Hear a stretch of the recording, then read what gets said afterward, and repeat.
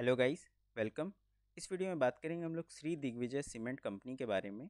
Company का अभी क्या फंडामेंटल्स चल रहा है, क्या टेक्निकल चल रहा है, क्या इसमें स्विंग ट्रेडिंग या फिर एक तरीके से कहा जाए तो पोजिशनल ट्रेडिंग अपॉर्चुनिटी जो बन रहा है, वो सारा कुछ इस वीडियो में डिस्कस करेंगे। टारगेट डिस्कस करेंगे, एसएल डिस्कस करेंगे। तो स्टार्ट करते हैं। सबसे पहले जाएंगे हम लोग इसके फंडामेंटल्स पार्ट पे। उसके लिए हम लोग जाएंगे screener.com पे और देखेंगे कि इसका जो मार्केट कैप है वो 1151 करोड़ का है, एक स्टेबल मार्केट कैप है। फेस वैल्यू 10 है, तो वॉलीटिलिटी बहुत अच्छा रहने वाला है, उतना ज़्यादा नहीं रहने वाला है। सेल्स का ग्रोथ अगर देखा जाए तो 15.2% का रहता है।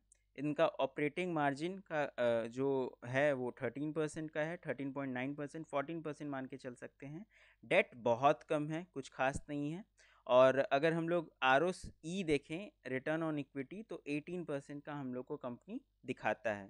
ओवरऑल अगर आप प्रॉफिट ग्रोथ देखेंगे तो 4% के आसपास का रहता है। देखिए, सीमेंट जो भी है, एक तरीके से कहा जाए तो ये कंपनी जो है सीमेंट बनाती है और सीमेंट बेचती है। ओवरऑल अगर हम लोग इसका और एक चीज़ देखते हैं, अगर इसमें रीड मोर पे जाते हैं तो हम लोग को दिखता है कि जो इनके प्लांट का कैपेसिटी, मतलब जो कैपेसिटी है उसका 100% यूटिलाइजेशन इन्होंने FY 2022 में किया था, और इनका सिर्फ और सिर्फ एक ही मैन्युफैक्चरिंग प्लांट है।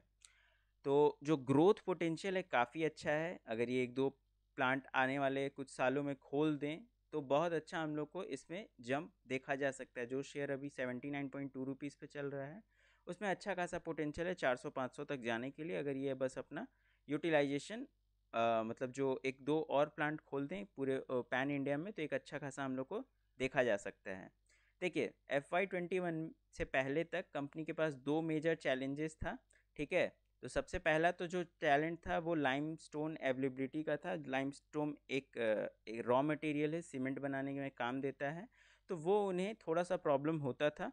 पर अब ये प्रॉब्लम सॉर्ट आउट हो चुका है। कंपनी के पास अब एक प्रॉपर माइन मिल गया है उन्हें, और आने वाले 20 सालों से भी ऊपर तक का लाइमस्टोन आराम से इसको वहाँ से मिल जाने वाला है। ठीक है। और अगर आप प्रोडक्टिविटी देखिएगा तो कंपनी का कुछ the company's plant is an old plant and hardly ever produced 1 million tons of cement, लेकिन it took a long shut down in August 2020 when demand was low due to rain and pandemic. ठीक है, तो अब वापस से इन्होंने अपना जो प्रोडक्शन का कैपेसिटी है, प्रोडक्टिविटी है, वो इम्प्रूव किया है और काफ़ी अच्छा रहा है। आगे देखते हैं। ये तो हो गया कंपनी से रिलेटेड बात। अगर आप प्रोज में भी देखिएगा तो company has reduce debt, company is almost debt free. तो एक बहुत अच्छा ये सब फैक्ट है, क्योंकि जो भी कंपनी पे डेट नहीं होता है उसे इंटरेस्ट नहीं भरना पड़ता है। इंटरेस्ट नहीं भरता है तो वो पैट में रिफ्लेक्ट होता है कि जो प्रॉफिट आफ्टर टैक्स आता है वो एक अच्छा दिखता है नंबर, एज़ कम्पेयर टू उस कंपनी के जिस पे बहुत ज़्यादा लोन है। ठीक है, आगे चलते हैं। क्वार्टर रिजल्ट्स अगर हम लोग देखते हैं तो हम लोग को सिंपल पिछले साल, पिछले 5 क्वार्टर का देख लेते हैं। 169 करोड़ का था, फिर 161, 160, तो 160 के आसपास का बेस बनाया हुआ था।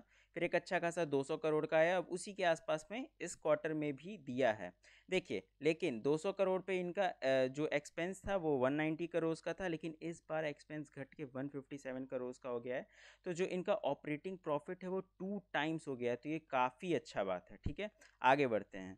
प्रॉफिट तो हम लोग देख लें कि एक बहुत अच्छा ग्रोथ कर रहा है। अब एक्सपेंस हम लोग देखें कि कम हुआ है। अब देख लेते हैं एक्सपेंस क्यों कम हुआ है।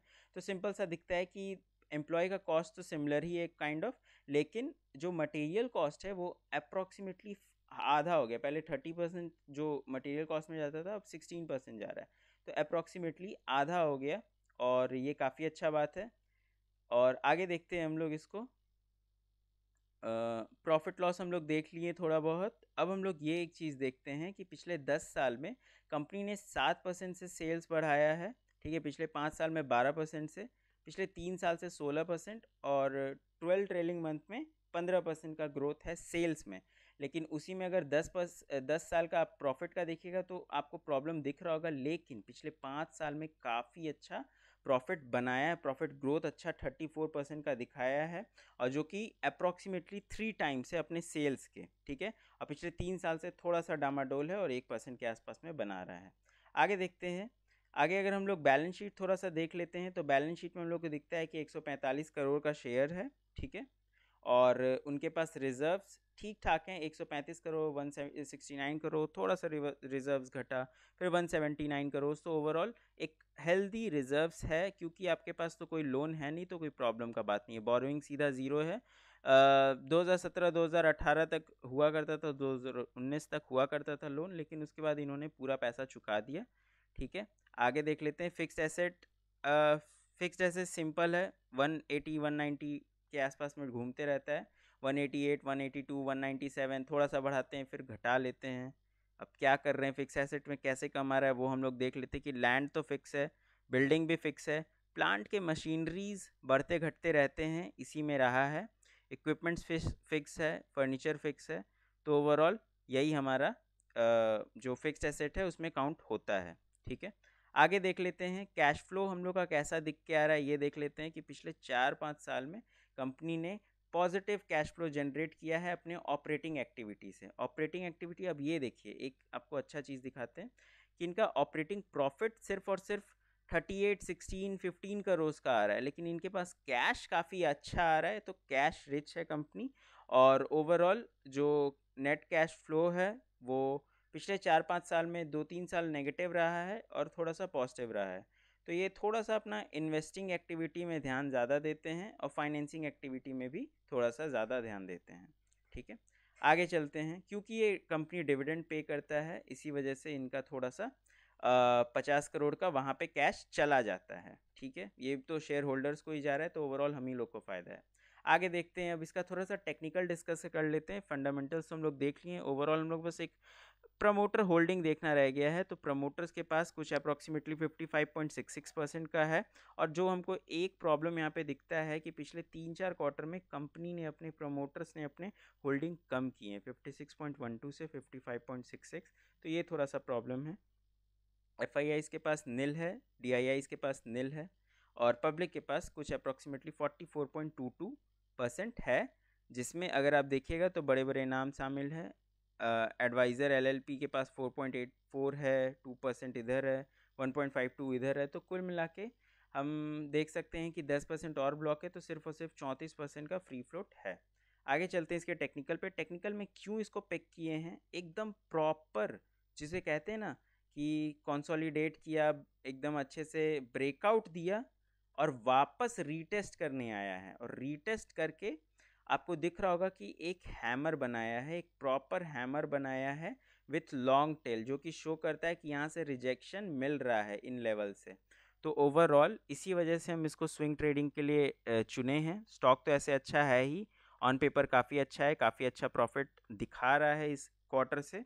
और हम लोग अगर इसमें स्विंग ट्रेड लेते हैं एक प्रॉपर, तो हम लोग सिर्फ और सिर्फ सिमिलर जैसे एक इसका रहता है, हैमर पे जैसे ट्रेड लिया जाता है, बिल्कुल उसी तरीके से आप ट्रेड ले सकते हैं। हैमर के लो को एज ए SL यानी कि 75 रुपीज़ को एज ए SL लेके आप चल सकते हैं। पहला टारगेट हमारा इनका हाई यानी 88 के आसपास रहने वाला है, और दूसरा टारगेट हमारा 100 के आसपास का रहने वाला है। तो काफ़ी अच्छा हेल्दी हम लोग को यहाँ पे 33% का मूव मिल सकता है आने वाले दिनों में। और आई होप कि आपको ये वीडियो पसंद आया होगा। वीडियो पसंद आएगा तो वीडियो को लाइक करिए, चैनल को सब्सक्राइब करिए, और आप हमारा फ्री व्हाट्सएप ग्रुप भी ज्वाइन कर सकते हैं। Link is in the description. Thank you, bye bye.